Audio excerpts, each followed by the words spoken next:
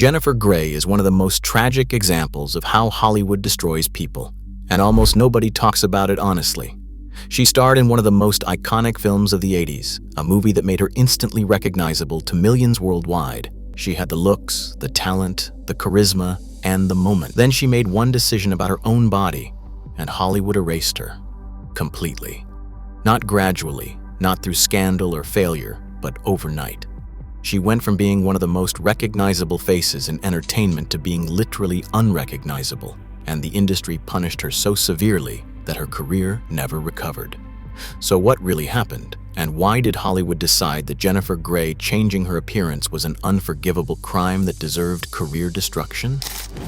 Today we will dive into what really happened to Jennifer Grey, how growing up in a Hollywood family shaped her ambitions and insecurities, why she struggled for years before finally breaking through, what Dirty Dancing did to her life and career in ways that seemed positive but were actually traps, how sudden fame created pressures and expectations she could not escape, why she chose to have plastic surgery and what she hoped to gain, how losing her distinctive look made Hollywood literally unable to recognize her, why casting directors who had worked with her suddenly could not see her as leading lady material, what the car accident with Matthew Broderick did to her physically and emotionally, how she spent years in the shadows watching her moment pass, why Dancing with the Stars became her public redemption, and what her story reveals about how Hollywood treats women, beauty, and the impossible standards that destroy careers. But you know what will never be destroyed? Your support for this channel. So hit that subscribe button and let's get on with the video. Jennifer Grey was born in 1960 into Hollywood royalty, but not the kind that guarantees success. Her father was Joel Grey, the legendary actor who won an Oscar for Cabaret, one of the greatest performances in film history. Her mother was actress and singer Jo Wilder. Growing up in that environment meant entertainment was just the family business. It was not exotic or distant, it was simply what her parents did for work. But it also meant she grew up understanding how brutal and uncertain the industry was. Her father's success did not protect her from the reality that most actors struggle constantly. She wanted to act from childhood, which makes sense when you grow up around it. But wanting to act and actually making it are completely different things. She trained seriously, studied acting, and worked on her craft. Through her late teens and early 20s, she was just another struggling actress in New York and Los Angeles, going to auditions, facing constant rejection, and taking whatever small roles she could find. Having Joel Grey as her father opened some doors for meetings, but it did not book her jobs. She still had to prove herself. She still had to be good enough, and for years she was not getting anywhere meaningful. Her early roles were tiny. Commercial work, small television appearances, nothing that indicated a future as a major star. She was in Reckless in 1984 with Aidan Quinn and Daryl Hannah, playing a supporting role that nobody remembers. She appeared in The Cotton Club that same year, Francis Ford Coppola's troubled passion project about Harlem jazz clubs, but again in a minor part. These were not career-making roles. They were just work, just survival. Then in 1986, she got cast in Ferris Bueller's Day Off as Ferris's angry sister Jeannie. The role was supporting but memorable. She brought real energy and humor to a character that could have been one note. The film was a massive hit, and it became a cultural touchstone. And Jennifer Grey was noticed. People remembered her from that film. Industry people saw she could handle comedy, timing, and screen presence. It seemed like maybe this was the break she needed, but even that success did not immediately lead to stardom. She still was not a lead. She still was not the name above the title. Everything changed in 1987 with Dirty Dancing. The film was a small, low-budget production that nobody expected to succeed. It told the story of a working-class girl who goes to a Catskills resort with her family in the summer of 1963 and falls for the dance instructor. The studio did not think it would work. They barely promoted it, and the budget was tiny. But Jennifer Grey and Patrick Swayze had chemistry that was undeniable. The dancing was incredible, the music was perfect, and the story hit something emotional that resonated with audiences in ways nobody predicted. The film became one of the biggest hits of 1987, made over $200 million worldwide, and became a cultural phenomenon that is still referenced and beloved decades later. Jennifer Grey became an instant icon because of that film. Baby Houseman was not just a character, she was a cultural moment. The line, "Nobody puts baby in a corner," became famous. The lift at the end of the film became one of the most iconic images in cinema. Jennifer Grey's performance, her face, her voice, her energy, all of it became instantly recognizable to millions of people. She was 27 years old and had achieved the kind of stardom most actors never reach. She appeared on magazine covers, she was offered scripts constantly, and she was suddenly one of the most famous young actresses in Hollywood. But that instant success came with costs that were not obvious at first. The public obsessed over her look. She had a distinctive face, a prominent nose, expressive features that made her memorable. In Hollywood's eyes, distinctive often meant flawed. She was not conventionally beautiful by industry standards. She was interesting looking, striking, memorable, but not the perfect symmetrical beauty that Hollywood usually celebrates. The industry immediately wanted to typecast her. Every script offered to her basically asked if she could play baby again. They wanted the same character, the same energy, the same role over and over. The media attention was intense and invasive. She could not go anywhere without being recognized and photographed. Every relationship became tabloid fodder. She was dating Matthew Broderick, and they were Hollywood's golden couple, both young, successful, and beautiful together. That relationship brought its own scrutiny and pressure. Everything about her life became public property. Her privacy disappeared. She went from struggling actress to one of the most watched women in entertainment overnight, and that transition is psychologically devastating for most people. Being trapped by the success of one film is a real phenomenon in Hollywood. When an actor achieves massive success playing one specific role, the industry often cannot see them as anything else. Jennifer Grey was baby, and Hollywood could not imagine her as anyone else.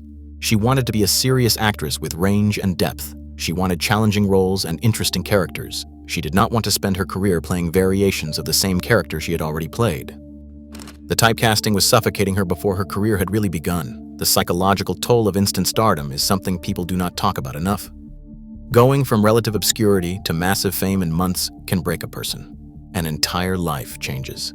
Privacy disappears, relationships become complicated, people treat you differently. You are suddenly wealthy and powerful, but also trapped and controlled.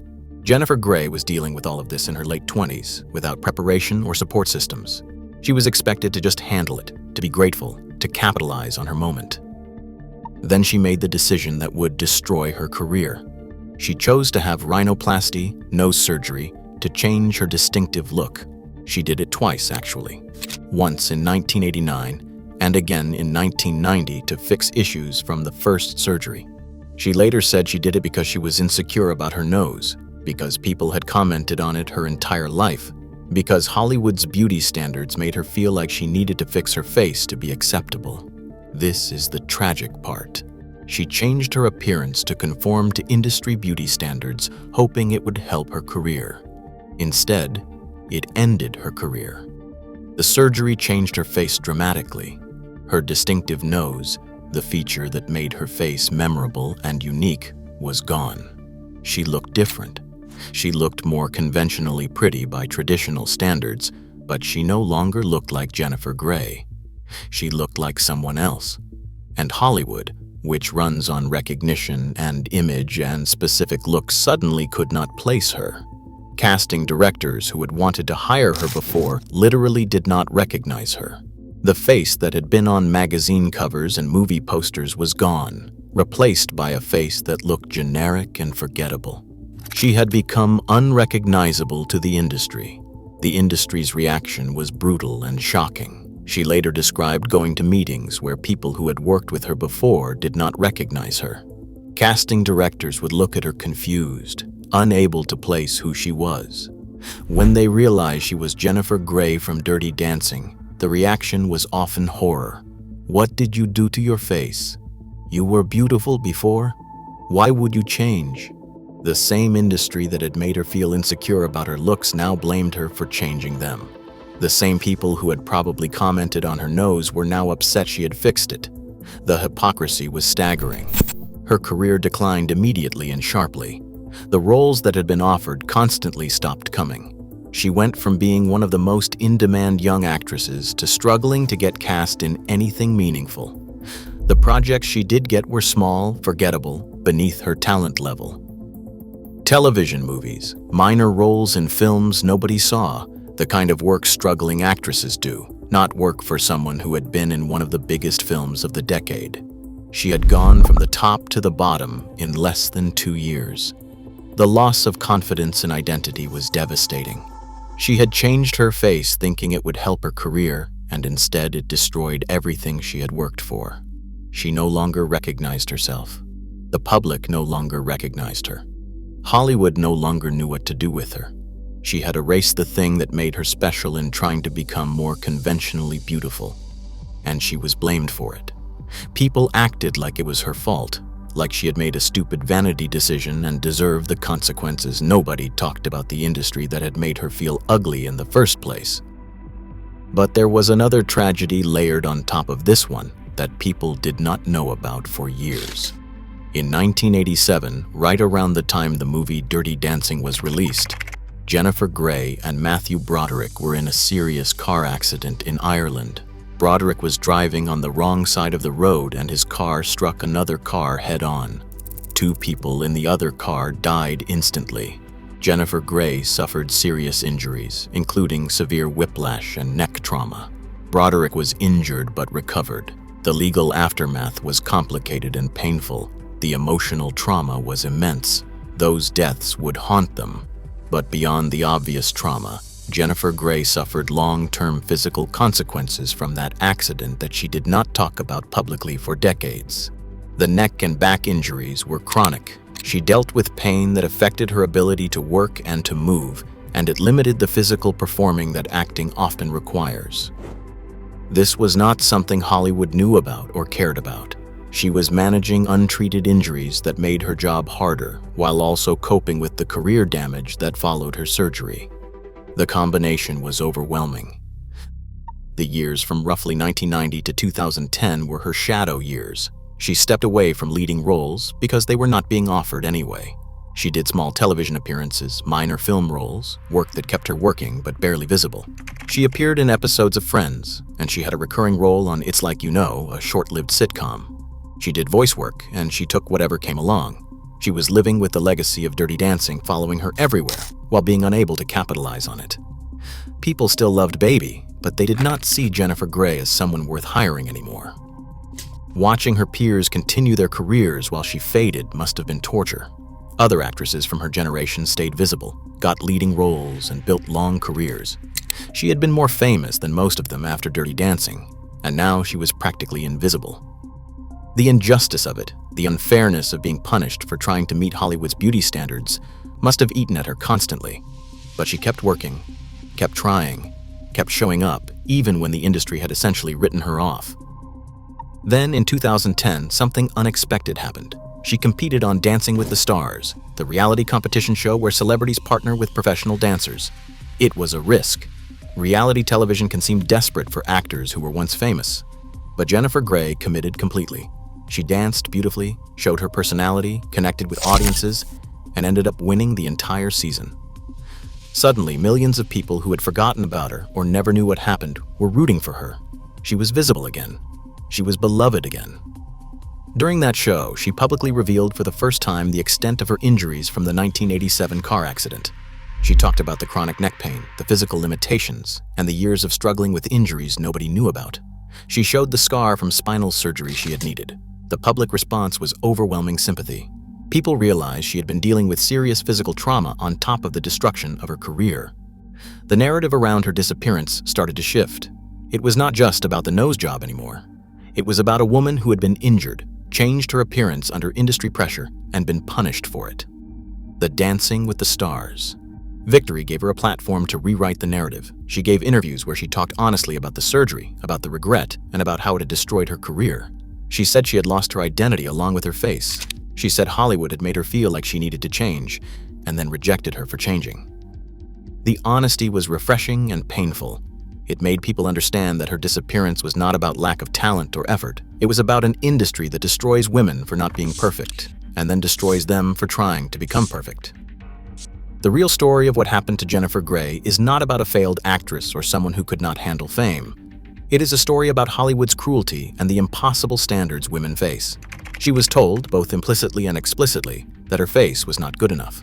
She changed it hoping to improve her career and meet those standards. Hollywood then punished her by taking away the one thing that had made her career possible. Being recognizable as Jennifer Grey, one choice erased a star in the industry's eyes, not because she became less talented, but because she became less distinctive. What her story exposes about beauty and control in Hollywood is damning. The industry maintains impossible standards that make women feel inadequate. It profits from that inadequacy by selling solutions through surgery, treatments, and products. Then it punishes women who actually change their appearance to meet those standards. The message becomes impossible. You should want to be more beautiful, but you should achieve it without actually changing anything. It is a trap with no winning move. Jennifer Grey tried to win and lost everything. The tragedy is that her talent never changed. She was still a good actress before and after the surgery. She could still move, still perform, still connect with audiences. But Hollywood could not see past her face. The industry that claims to value talent above everything proved that appearance matters more than ability. If you lose your distinctive look, you lose your career, regardless of how talented you are. That is the brutal truth Jennifer Grey's story reveals. Her legacy matters today more than it did during her peak. Dirty Dancing remains beloved. New generations discover it and fall in love with Baby and Johnny. The film's themes about class, family, and first love still resonate. Jennifer Grey's performance is still the heart of that film.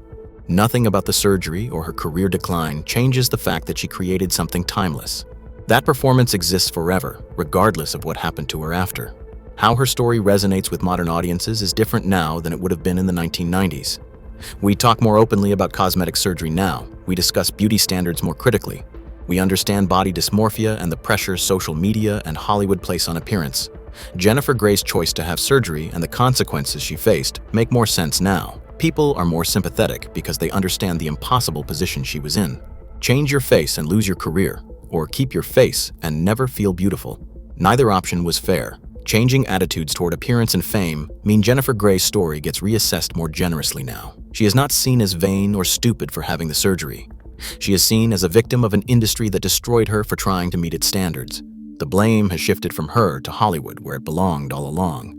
That does not give her career back, and it does not undo the decades she spent in obscurity, but at least the narrative is more honest now. Why her disappearance feels tragic and unfair is because it was preventable. She did not have to be punished for having surgery. Hollywood could have kept casting her based on her talent. Casting directors could have recognized her and hired her anyway. The industry could have adapted, but it chose not to. It chose to erase her because she had changed the thing that made her marketable. That was a business decision masquerading as inevitability. Hollywood chose to destroy her career, and that choice reveals everything ugly about how the industry operates. Looking at her complete story, what stands out is how fragile fame really is. She was on top of the world in 1987. By 1990, she was effectively finished as a leading actress. 3 years, one decision. That is all it took to go from icon to invisible. The speed of that fall is terrifying. It proves that fame is never really yours. It is borrowed from an industry that can take it back at any moment for any reason. Jennifer Grey thought she was making a choice that would extend her career. Instead, it ended it almost immediately. Whether Hollywood ever forgave her is debatable. She works occasionally now. She had a role in Red Oaks, appeared in Grey's Anatomy, and does projects that interest her. But she has never regained leading lady status. She has never had a major career comeback in film. The industry took her moment away and never gave it back. Winning Dancing with the Stars gave her public redemption and sympathy, but it did not give her roles. It did not restore what was taken. She is still Jennifer Grey from Dirty Dancing, defined by one role from decades ago, unable to escape it or build on it. The truth is that some stars do not fall through scandal or failure. They are erased. They make one choice that the industry decides is unforgivable, and they are removed from the narrative. Their absence is treated as natural and inevitable rather than as punishment. Jennifer Grey was erased for the crime of changing her face. The industry that had made her famous decided she was no longer useful and discarded her. That is not a fall. That is an execution. And it is dressed up as career decline so nobody has to acknowledge what really happened. What makes her story resonate decades later is the injustice. She did everything right. She trained, she worked hard, She got lucky, she was talented, she had her moment. Then she made one decision based on insecurities the industry created, and everything was taken away. That is not fair. That is not justice. That is cruelty dressed up as consequence. And the fact that Hollywood continues to operate this way, continues to destroy women for not meeting impossible standards, and for trying to meet those standards, proves that nothing has really changed. Jennifer Grey deserved better. She deserved a career that lasted decades. She deserved roles that challenged her and showcased her range. She deserved to be more than Baby from Dirty Dancing. But Hollywood decided her face was more important than her talent, and when that face changed, her career ended. That is the real story. Not a fall from grace, but an industry that values appearance over ability and punishes women for existing in bodies that age and change. Some stars do not fall, they are erased by an industry that never valued them as much as it pretended to. Thank you so much for watching. If you enjoy this kind of content, please comment, like, and subscribe. It really helps the channel. And as ever, I really do look forward to seeing you all in the next one.